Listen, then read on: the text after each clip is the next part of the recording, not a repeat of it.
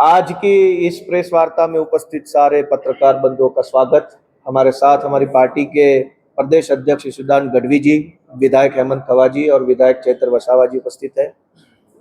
आम आदमी पार्टी किसानों की पार्टी है, गांव के लोगों की, मजदूरों की, गरीब लोगों की पार्टी है और इसलिए जब जब किसानों पे, गरीबों पे, पिछड़ों पे, वंचितों पे कोई बात आती है, कोई समस्या आती है, तब आम आदमी पार्टी सबसे प्रमुखता से अपनी अगुवाई करती है उस मुद्दों की और अपनी बात रखती है।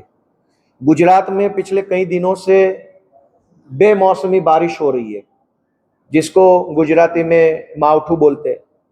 इस बेमौसमी बारिश के कारण गुजरात के सारे जिलों में, ऑलमोस्ट सभी तहसील में किसानों का भारी नुकसान हुआ है। फसल में नुकसान हुआ है, जमीन में नुकसान हुआ है, मजदूरों की मजदूरी छिन गई है। हर तरीके से गुजरात का किसान आज दुखी है और दुख के कारण कल ही गुजरात के एक किसान ने आत्महत्या कर ली है। इस बेमौसमी बारिश के कारण उसका भारी भरकम नुकसान हो गया। उस नुकसान के कारण वो बहुत ही चिंता में आ गया और चिंतित होकर उसने अपना बलिदान दे दिया। किसान आज मर रहे हैं, आत्महत्या कर रहे हैं और गुजरात की सरकार है वो चुपचाप ये तमाशा देख रही है। गुजरात का किसान ये मांग रहा है कि हमको मुआवजा दिया जाए। जिस तरीके से पंजाब की आम आदमी पार्टी की सरकार पर हेक्टर 50,000 रुपए की सहाय देती है, उसी तरीके से गुजरात की सरकार को भी पर हेक्टर 50,000 की सहाय किसानों को देनी चाहिए। यह मांग हमारी नहीं है, खुद किसानों की मांग है। हम किसान के प्रतिनिधि के रूप में, जनता के प्रतिनिधि के रूप में, विपक्ष के रूप में यह मांग सरकार से रख रहे। गुजरात की सरकार सर्वे का नाटक कर रही है।